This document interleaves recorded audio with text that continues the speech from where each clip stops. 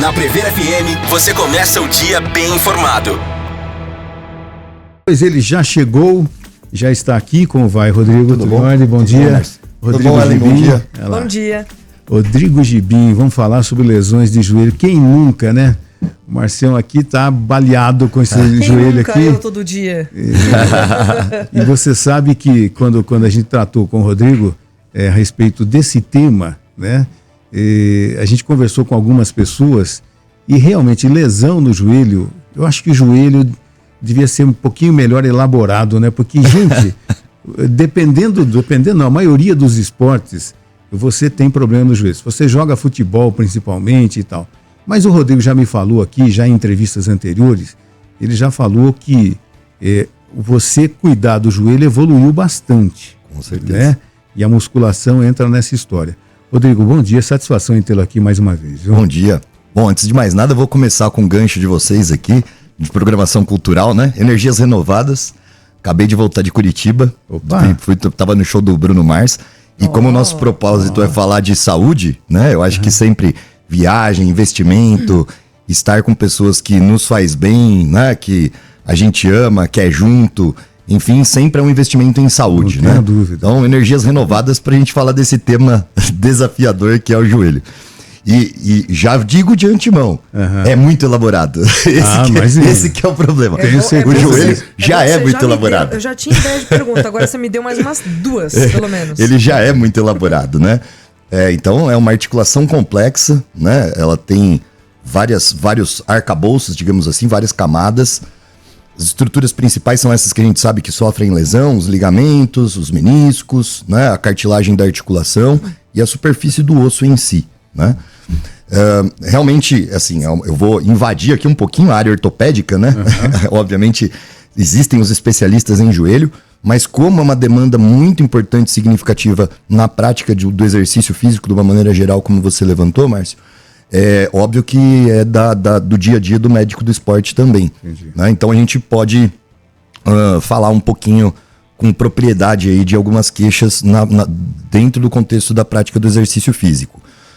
Em termos de queixa ortopédica, a gente pode considerar de queixa álgica, né, de queixa dolorosa, é a segunda principal queixa em prevalência. Então é algo bastante relevante mesmo, né, como queixa de população. Aqui, agora nesse tempinho mais friozinho e tal, já dá aquela chamadinha, né, em quem tem as doenças ali propriamente ditas da articulação. Todo mundo sofre. Todo mundo sofre. A coisa mais frequente ali em relação ao joelho são os processos degenerativos, né, que a gente vai chamar de artrose, né, artrite, artrose. Enfim, isso é uma queixa bastante comum a partir dos 40, 45 anos e, obviamente, tem muito a ver com sobrecargas, né? Sobrecargas mecânicas, particularmente. Então, o sedentarismo em si gera uma sobrecarga mecânica, né? Porque, embora não tenha demanda da articulação, existe uma insuficiência de trabalho muscular. Consequentemente, a articulação acaba tendo uma demanda maior para a execução das atividades. É como se a gente tivesse uma alavanca com motor fraco, né? O músculo seria o motor, a alavanca existe, mas fica mal lubrificada, digamos assim, mal estabilizada essa alavanca. Mas sobrepeso e obesidade com certeza seriam os fatores modificáveis principais de sobrecarga na articulação dentro desse contexto de insuficiência de exercício físico, né? E na prática do exercício físico, como você levantou muito bem, é muito frequente em qualquer modalidade esportiva, porque tem a ver com essa demanda e com sobrecargas mecânicas também.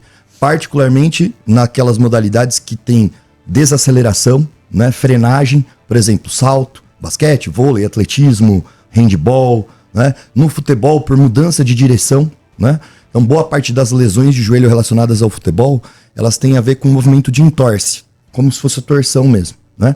E geralmente são lesões associadas. Lesão do ligamento cruzado anterior, LCA, né, o famoso LCA, que é super frequente, a gente vê no dia a dia aí dos campeonatos, que geralmente vem com lesão combinada de outros ligamentos, o ligamento colateral medial e do menisco lateral, né? Justamente porque a articulação tem esse movimento de torção e aí vai tudo sendo comprometido, né? O ligamento cruzado posterior, ele já não é tão frequente em lesão na prática esportiva, ele tem mais a ver com traumas de alta energia, né? É o famoso joelho do volante. É muito frequente em acidente automobilístico as lesões do ligamento cruzado posterior, porque você está com o joelho fletido, né? Dirigindo, e aí bate contra o volante do carro, ou contra o painel, né? Numa colisão que tenha uma colisão frontal, enfim, alguma coisa do tipo. E aí tem um movimento em gaveta para trás do joelho, o ligamento acaba sendo lesado. Que coisa impressionante, né? E assim, a medicina evoluiu bastante. O doutor Rodrigo é um médico, é um cirurgião vascular, é um médico do esporte, né? E o joelho, a gente convidou ele para falar sobre esse tema porque muita gente reclama. Não é o caso do apresentador aqui também está com esse problema. Mas assim... Por acaso vamos aproveitar. Aproveitar. Agora, assim, associado ao sedentarismo, o excesso de peso também, que é a sobrecarga, né? Você vai envelhecendo, mas não cuida do peso, enfim, e o seu joelho vai reclamar. E esse termo que você usou da lubrificação também ocorre, né? Com certeza. Acaba essa lubrificação no joelho, né? Isso é um processo habitual do envelhecimento, né? Então, a cartilagem, a nossa cartilagem que faz essa interface entre os ossos, né? Que a gente chama de cartilagem articular, ela é a grande responsável pela secreção desse líquido, né? E isso é um dos processos degenerativos da artrose. Então, essa cartilagem vai ficando mais empobrecida, digamos assim, mais rarefeita. Consequentemente, o líquido é menos produzido, né? Então, se, por exemplo, você teve esse arcabouço muscular que protege a articulação, digamos que se sente menos falta dessa lubrificação, tá? Então, a articulação fica mais estável pelo arcabouço motor, digamos assim, dela, que é a musculatura.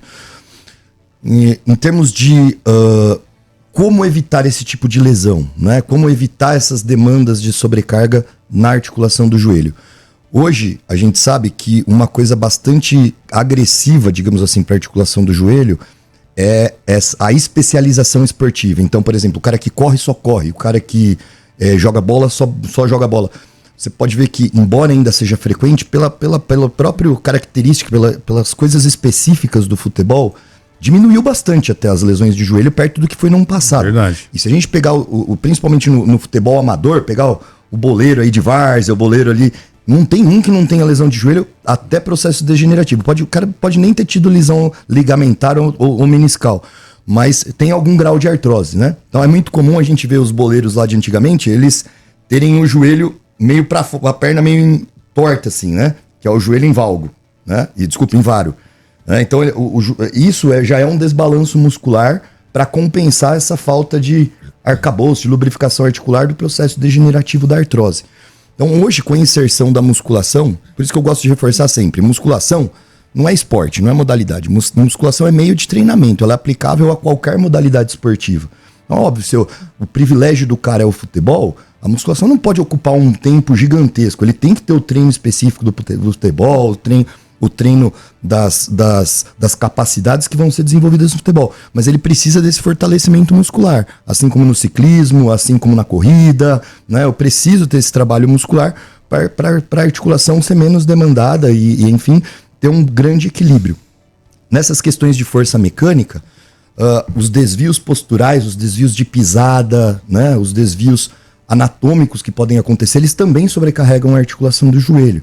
Então, por exemplo, se pisa torto, se o terreno é muito irregular, a mulher tende a ter mais queixa de joelho que o homem, por uma questão também anatômica. Existe um negócio que a gente chama de ângulo Q.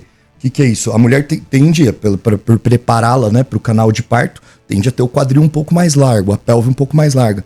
Então, as pernas, digamos assim, que vão um pouquinho para dentro, né? Então, ela vem ali de um quadril, de um bumbum mais largo e vai para dentro na direção do joelho. Isso gera sobrecarga, tá? Então, por isso que é muito mais frequente a dor na patela na mulher, dor patelofemoral, que pode levar a uma alteração mais degenerativa precoce, que é o que a gente chama de condromalácia patelar, e isso pode gerar dor na articulação do joelho também, né? Então, é bastante importante esse trabalho se a pessoa tende a ter uma demanda maior, por exemplo, corrida de maior distância, preparo para maratona, meio maratona, saber o estudo da pisada, né? Tentar corrigir essas angulações quando elas são excessivas, são fora do normal, e particularmente nos esportes vôlei, futebol, basquete, que é bastante interessante. Se a gente for pegar os treinos específicos, eles trabalham muito a musculatura anterior da coxa e muito pouco a musculatura posterior da coxa. Ela geralmente fica flácida, né? E isso dá uma grande tensão sobre o ligamento cruzado anterior. Por isso que dá aquele movimento igual, por exemplo, aquela lesão bem marcante, que foi a lesão do Ronaldinho, né? Faz aquela gavetamento do joelho, aquela instabilidade completa. Então, hoje a gente sabe também que existe uma proporção de desequilíbrio aceitável entre essa musculatura anterior da coxa, né? Que seria principalmente o músculo quadríceps femoral, e a musculatura posterior da coxa, que são os isquiotibiais. Quer dizer, aquele boleiro de antigamente que não treinava a musculação, ele não tinha isquiotibial. Então ele tinha um quadríceps muito forte e uma musculatura posterior da coxa muito fraca. E isso gerava instabilização na articulação do joelho, principalmente nessa lateralização, nessa mudança de direção própria do esporte. Bom, nós estamos conversando com o Dr. Rodrigo Gibim, médico do esporte, cirurgião vascular, falando a respeito de lesões no joelho. Nós vamos usar um intervalo, vamos tomar uma água, já nós voltamos. Entrevista. 7h45, se você já teve algum problema no joelho, está com um desconforto, alguma lesão, se você tem alguma dúvida sobre lesões no joelho, 3440-1009 é o WhatsApp aqui do primeiro jornal da Prever FM, para você também fazer um questionamento aqui com o Dr. Rodrigo Gibim, médico do esporte, cirurgião vascular, que é o nosso convidado do quadro semanal aqui, Mexa-se com Saúde. Hoje a gente conversava aqui nos bastidores que pessoas, né? O Ronaldinho fenômeno foi o caso talvez mais emblemático daquela lesão na patela, né? Quando ele jogava na Inter de Milão, enfim, e conseguiu depois de 1 ano e meio, 2 anos se recuperar e foi o principal atleta da Copa de 2002. A Juliana nem lembra disso, né? Não lembra. Já ouviu falar uma vez do Ronaldinho e tal. Mas assim, a medicina tem evoluído bastante, né? E associado com a musculação, né, de tem que correr junto, qualquer esporte, como o doutor acabou de falar, é fundamental, né, doutor? Eu acho que, na verdade, vamos expandir isso, né? A gente, assim como no esporte, a gente tem tendido a tirar esse termo departamento médico, vamos ampliar aqui a ciência da reabilitação. Eu acho que evoluiu muito, né, no joelho. Eu acho que o treinamento, sim, todos os treinadores e tal, tem grande mérito até na recuperação pós-operatória. Hoje a gente trabalha com um conceito em quem demanda uma cirurgia, uma intervenção de joelho, não só da reabilitação, mas como a pré-habilitação. Quer dizer, o que eu vou fazer antes da cirurgia para melhorar a resposta à cirurgia. E nisso o treinamento tem bastante papel, né? Evoluiu bastante. E, obviamente, fisioterapia, né? Fisioterapia, aí sim teve uma evolução em termos de abordagem, em termos de metodologia fenomenal em colocar os atletas mais precocemente em retorno à prática esportiva, né? O conceito é sempre esse, é muito interesse envolvido, né? Interesse do clube, interesse financeiro, interesse de patrocinador, do próprio atleta em manter o atleta viável, né? Então, óbvio que tudo isso é força motriz para esse desenvolvimento, né? Não é só o cuidado em saúde, né? É muito valioso, né? Ter muito investimento naquela carreira, muita perspectiva. E óbvio que a gente está falando a princípio de indivíduos jovens e saudáveis que a gente quer colocar precocemente para a vida diária. E em termos de condutas médicas, óbvio que a gente está tendo uma evolução grande em enxertia, em substitutos para o menisco, substitutos biológicos e tal. Mas hoje, para essas doenças degenerativas, para essas doenças de desgaste, de falta de lubrificação, a gente tem uma conduta bastante interessante que a gente chama de viscosuplementação. Então, são procedimentos que, em geral, o ortopedista faz lá guiado pelo ultrassom. Então ele olha lá a articulação, faz uma abordagem bastante precisa e consegue injetar um líquido muito parecido com um líquido articular. Melhora muito, provavelmente melhoraria muito sua queixa. Olha só, a consulta aqui acontecendo. Então isso é algo que tem melhorado bastante. Não é algo definitivo, é algo temporário, precisa de, digamos assim, de reabordagens, tá, a serem feitas, mas a depender da qualidade do material utilizado, essas podem ser aí bianuais, tal, alguma coisa do tipo pode ser postergada. Alguns têm uma durabilidade um pouquinho menor, aí de por volta de 3 meses, uma eficácia um pouquinho maior. Basicamente é o ácido hialurônico, né? Era muito difícil fazer o ácido hialurônico que não transdérmico para passar na pele e tal. Hoje a gente tem uma possibilidade de injetar lá dentro da articulação, né? Um troço que modula ali o processo inflamatório, que lubrifica a articulação, que dá uma renovada, né? A grande questão desses processos degenerativos é que a gente tem um tipo de estrutura que é uma microestrutura, que é a elastina, né? Que a gente nasce com um pool de elastina e a gente só vai perdendo ela ao longo da vida. Né? E não tem como repor. E não tem como repor. Não chegamos nesse nível. Por isso que as coisas caem, a pele tem ruga, diminui a elasticidade dos tecidos, dos tendões, né? Então a gente perde essa elastina. E por isso que perde a cartilagem articular, por isso que diminui a lubrificação. Então seria, digamos assim, como dar um equivalente sem necessariamente agir sobre a elastina, né? Mas quem sabe a gente chega ali geneticamente a ter uma abordagem que consiga dar esse pool de elastina aí para as pessoas. Viu? E a pergunta que não quer calar, quem inventou a denominação melhor idade? Quem foi? O dono da farmácia? Onde tiraram isso? O dono da farmácia, só pode ser. Mas você sabe que eu vi, agora eu não lembro que pensador que foi, que ele falou assim, que até os 40 se serve só para adquirir experiência. Então que a vida realmente começa depois dos 40. Olha só. Então tem os outros lados. E o que é um idoso? É um jovem que deu certo. Exatamente. Não é? Exatamente. Quer dizer, se chegou até lá é porque deu certo. Não tem exatamente. Em relação à cirurgia no joelho, em que casos que é recomendado, quando é muito grave, enfim, como funciona? Toda vez que gera instabilidade da articulação, precisa da cirurgia, né? Então, esses ligamentos, principalmente o cruzado anterior e o cruzado posterior, eles são bem importantes para o joelho não ir para frente nem para trás, não ter esse movimento de gaveta, né? Então, é fundamental para estabilizar a articulação do joelho. Sem eles, não é que não dá para se manter, até dá, mas fica com muita vulnerabilidade de instabilidade da articulação e ter outros entorses, né? E o que a gente tem que considerar a cirurgia, ela é bem-vinda sempre que a demanda justifica. Às vezes é uma lesão não tão complexa, por exemplo, mas é um atleta e eu preciso garantir que aquele joelho vai ficar funcional por mais tempo, então a opção é sempre intervir mais precocemente ou mais agressivamente num atleta do que num não atleta. Então, algo que poderia ser tratado conservador, se é um cara muito jovem, né, com uma carreira com muita demanda de trabalho naquele membro, ele vai ser submetido à cirurgia. Lesões do menisco nem sempre são cirúrgicas. E o menisco, a gente consegue ficar bem sem ele. Tem uma das cirurgias que a gente chama de meniscectomia, tira o menisco fora, tá? E a pessoa consegue sobreviver. Só que tirar o menisco, que é como se fosse um amortecedorzinho que tem na articulação do joelho, é arcar que vai haver um processo degenerativo, quer dizer, a artrose vai ser inevitável. Na verdade, mexer na articulação do joelho é complicado, né? Tudo que a gente vai invadir, a gente quebra aquilo lá que foi feito por Deus, né? Aquilo que estava bem feito. Então, a gente invade, tem uma sequela daquela invasão, isso é inevitável. Então, mexer na articulação já vai também desencadear alguns processos, né? A artroscopia, né, que é a cirurgia mais frequente aí nos atletas e tal, geralmente é uma cirurgia de limpeza. Ela vai lá e tira uns resíduos. Nesses processos degenerativos, faz como se fosse uma areinha dentro da articulação. Essa cartilagem que acaba sendo degradada, a superfície do osso, as porosidadezinhas do osso, calcificação, fica lá dentro da articulação e aquilo vai irritando. Por isso que quem tem artrose, vira e mexe, incha o joelho, fica dolorido, às vezes fica até meio quente. Então a artroscopia é mais essa cirurgia de limpeza, tira o que tem de resto lá, do que não era para estar lá dentro da articulação, para ela não ficar sendo inflamada, né? Mas basicamente é isso. Se gerou instabilidade da articulação do joelho, precisa de cirurgia. Opa, desculpa, pode falar.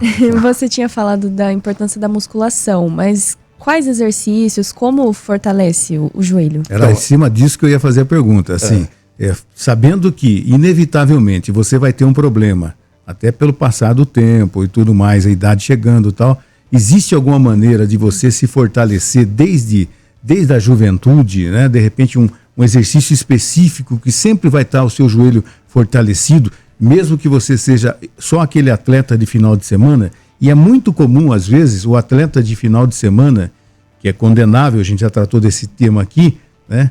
Dele, de repente, ter que faltar ao trabalho na segunda, na terça, porque vai ter que operar o joelho, que está de muleta, enfim, que causa prejuízos, inclusive, para o ambiente de trabalho. Existe alguma maneira de se fortalecer o joelho desde a mais tenra idade? Com certeza. Hoje a gente sabe que é fundamental essa ideia de trabalho muscular global, inclusive já a partir aí da segunda, terceira infância e adolescência, né? Todo aquele mito de que não podia se fazer musculação porque trabalhava crescimento e tal, é bobagem. Ela precisa ter nuances específicas ali do treinamento, mas pode ser aplicável ali, né? Principalmente ali perto da maturidade, do início da maturidade sexual, né? Da transição da segunda para a terceira infância. Muito bem-vinda e com certeza vai girar. A ideia de ganhar músculo é como se fosse assim. Na infância a gente geralmente tem uma infância ativa. Então, né, apesar que hoje está mudando um pouquinho de padrão, né? Muito prédio, muito urbano, muito celular, muito videogame, computador, enfim. Então, a gente tem crianças intradomiciliares e não tem mais crianças na rua, né? Verdade. Mas a tendência é que a infância haja um estímulo maior para o exercício físico. Então, a ideia é assim, você vai fazendo um banco, né, de músculo. Esse banco vai gerando aplicação, né? Então, seria uma infância ativa para manter-se ativo durante a idade adulta e no processo de envelhecimento minimizar a perda também mantendo-se ativo, porque a perda é inevitável, vai acontecer perda de massa muscular com o processo de envelhecimento. Agora, a magnitude dessa perda é o que foi feito desde lá daquele início. Então, é esse banco que é se manter ativo, tá? Em termos de musculatura. Exercícios específicos vai muito da individualidade, é difícil de eu falar assim, algo assim, ó, não, precisa de fazer agachamento ou precisa de fazer... Entendi. Você entende? Porque um princípio lógico que a gente usa é o porquê que está fazendo aquele treinamento. Óbvio, tem os exercícios corporais globais, mas tem uma nuance de corrida, tem uma nuance de fortalecimento desse joelho para quê? É só para um envelhecimento saudável? Tem uma demanda esportiva envolvida? A pessoa tem uma limitação ou não? A gente fala muito no contexto do esporte em avaliação somativa. Quer dizer, eu vejo como é o antes, eu proponho um modelo de treinamento e vejo como que é o depois, né? E óbvio que esse cálculo vai ser feito por um profissional de educação física, né? Então não precisa lá ser o treinamento personalizado. Óbvio que se pudesse ser para todo mundo seria muito mais interessante, mas pelo menos algum professor que monte esse plano global, né? Quando a gente fala de treino de membros inferiores, é sempre interessante ter exercícios que a gente chama de multiarticulares, que são aqueles mais complexos. Entra, por exemplo, o agachamento nisso, né? O agachamento ele é bastante interessante como um trabalho de tudo, essa musculatura anterior da coxa, posterior da coxa, musculatura de panturrilha, lombar, né? Ele é um exercício fundamental, mas como fazer o agachamento? Aí que entra o profissional de educação física de novo. Quer dizer, se eu tenho alguma sensibilidade na articulação do joelho de aumentar muito a amplitude do movimento, ou seja, bater o bumbum lá perto do tornozelo durante o agachamento, que seria o agachamento mais complexo, isso não é para ser executado. A gente sabe que o trabalho muscular é muito próximo do que se colocar o bumbum no chão do que ficar em 90 graus. E a maioria das pessoas conseguem a amplitude até 90 graus. Né? Então, talvez seja essa montagem que seja o diferencial. Então, se eu consigo até 90 graus, a única coisa que eu não estou trabalhando a contento no agachamento é a musculatura do glúteo.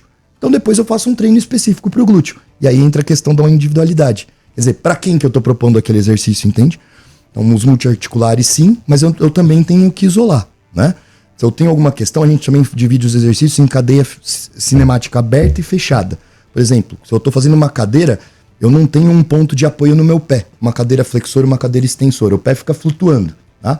Isso é cadeia cinemática aberta. Quer dizer, eu deixo mais sobrecarga na articulação do que se eu tivesse com o pé apoiado. Então, eu tenho que pensar, cabe essa cadeira para aquela pessoa? Ela vai ter um fator de sobrecarga adicional? Ou é melhor eu trabalhar com cadeia fechada para ela distribuir melhor o peso corporal, né? Então, é isso que é a ideia da formação do treinador, do profissional de educação física. Dr. Rodrigo Gibim, muito obrigado mais uma vez da sua participação. A gente depois na reunião de pauta vai elaborar o tema da semana que vem, né? Sempre contando com a sua participação. Muito obrigado, viu, doutor? Eu que agradeço. Semana que vem estaremos aí novamente, então. É isso aí.